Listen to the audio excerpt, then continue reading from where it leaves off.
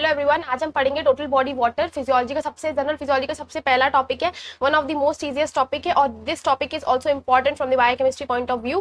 तो without wasting time, after the 5 minute you will have the entire total body water का concept in your hand and if you find this video useful just do write me, just do let me know in the comment section. So without wasting time हम start करते हैं अपना आज का topic, that is total body water. ठीक है, तो आज पढ़ेंगे क्या, टोटल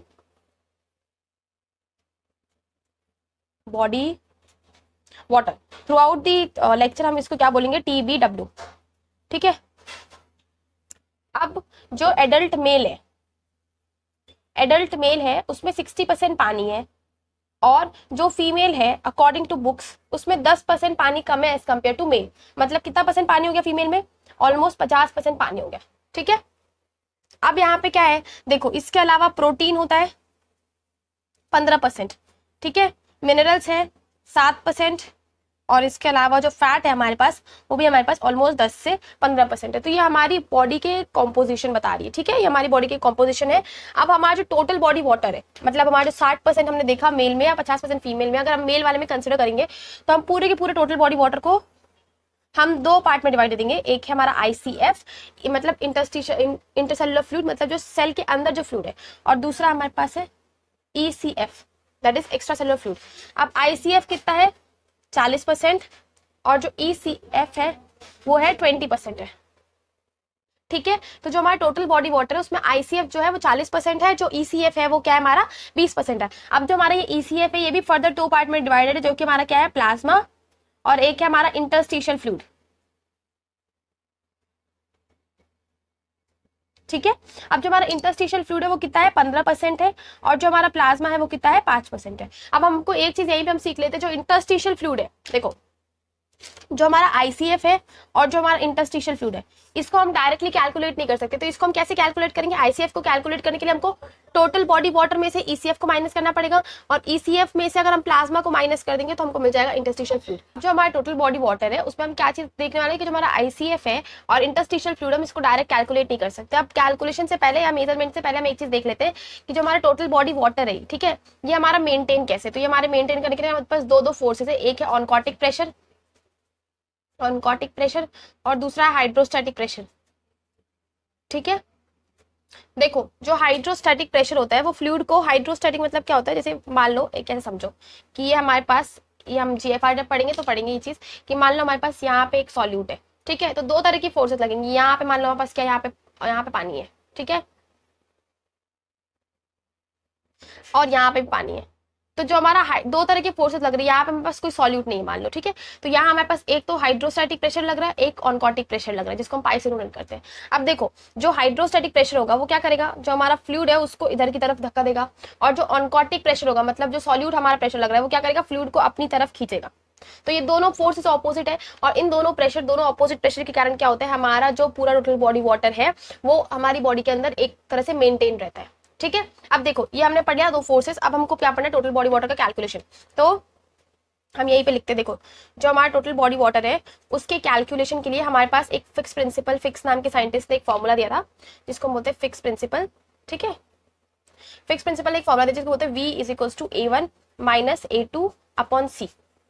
ठीक है, इसका मतलब क्या है कि अगर मुझे V मतलब क्या है, हमको अगर मुझे वॉल्यूम ऑफ फ्लूइड कैलकुलेट करना है, ठीक है, और A1 और A2 और C ये क्या क्या चीजें, देखो A1 क्या है, हमारा क्या है, A1 कि हमने कितना फ्लूइड इंजेक्ट किया, अमाउंट ऑफ फ्लूइड इंजेक्टेड।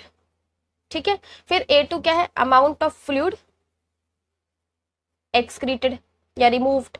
ठीक है, और C क्या है हमारे पास कि हमारे उस फ्लूइड में सॉल्यूट का कॉन्सेंट्रेशन कितना है। ठीक है, तो ये हमारा पूरा का पूरा एक कैलकुलेशन वाला मेथड हो जाता है कि हम इसको फिक्स प्रिंसिपल से हम किसी भी फ्लूइड का वो निकाल सकते हैं। ठीक है, लेकिन अब इसको कैलकुलेट करने के लिए हमारे पास क्या होते हैं, कुछ डाइज होते हैं। अब देखो इनको कैलकुलेट करने के लिए हम कुछ डाई यूज करते हैं, जो हमारे टोटल बॉडी वाटर इनके कैलकुलेशन के लिए। अब जो हम डाई यूज कर रहे हैं उस डाई के भी कुछ फीचर्स होने चाहिए ना, हम ऐसे ही तो कोई डाई यूज कर नहीं लेंगे। तो उस डाई का सबसे पहला फीचर क्या है कि वो नॉन टॉक्सिक होना चाहिए। अब मान लो मैंने कोई डाई यूज किया और क्या मतलब रह जाएगा उसका, अगर वो बॉडी में जाके टॉक्सिसिटी कर रहा है, हम कैलकुलेशन, हम मेजरमेंट की जगह हम उसके बंदे की जान तो नहीं ले सकते। दूसरा, इवन डिस्ट्रीब्यूशन होना चाहिए, ऐसा नहीं कि एक पार्ट में उसका डिस्ट्रीब्यूशन पूरा हो गया और दूसरी पार्ट में वो बिल्कुल भी नहीं जा पाया। तो even distribution is very important. तीसरा क्या, नॉन मेटाबोलाइजेबल होना चाहिए, मतलब बॉडी के मेटाबॉलिज्म के साथ कोई छेड़खानी नहीं होना चाहिए। अब मान लो क्या हो गया कि मान लो तुमने कोई सॉल्यूट ऐड किया, उसका बॉडी के खुद के ऊपर कोई मेटाबॉलिक इफेक्ट है, मान लो उसने ग्लूकोज की क्वांटिटी को बढ़ा दिया घटा दिया, या सॉल्यूट की वाटर की कॉन्सेंट्रेशन को बढ़ा दिया घटा दिया, तो कोई मतलब नहीं रह जाएगा ना। अगर वो उसका खुद का मेटाबॉलिज्म बॉडी के ऊपर हो तो उस डाई का कोई मतलब नहीं है, ठीक है।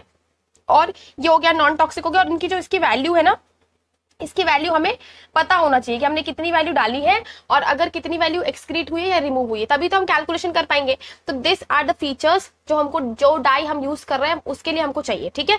तो इसमें हमने इस पूरे पेज में ये चीज देखा कि एक तो कितने क्या परसेंटेज है, फिर इसके क्लासिफिकेशन देखा, फिर यहाँ पे डाई का फीचर और यहाँ पे कैलकुलेशन। अब हम देखेंगे कि कौन कौन से डाई हम अलग अलग कॉम्पोनेंट के लिए कैसे यूज करते हैं और किसका कैसे मेजरमेंट करते हैं।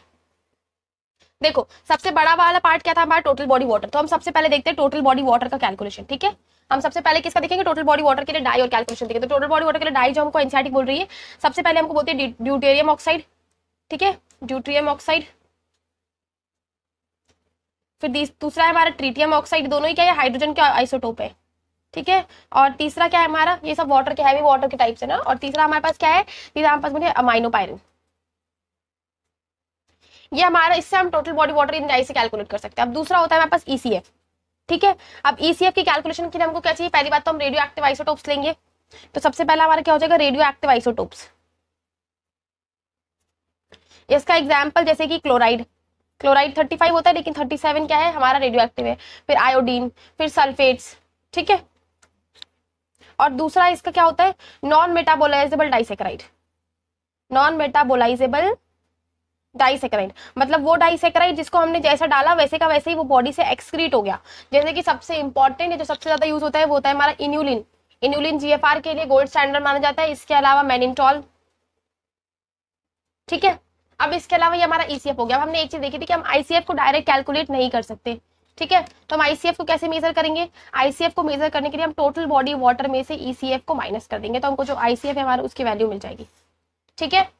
इतना समझ में आया। अब देखो जो चौथी चीज क्या हो गई हमारी, प्लाज्मा। तो प्लाज्मा के लिए हम दो चीजें करते हैं, एक तो रेडियो एक्टिव आयोडीन, सेम चीज जो ऊपर ले रहे थे हम, तो एक तो रेडियो एक्टिव आयोडीन लेंगे और इसके अलावा हम दूसरी चीज लेंगे Evans blue die, Evans blue die, ठीक है। और हम फिर इंटरस्टिशियल फ्लूइड कैसे कैलकुलेट करते हैं, इसको हम आईएसएफ लिख लेते हैं, इंटरस्टिशियल फ्लूइड।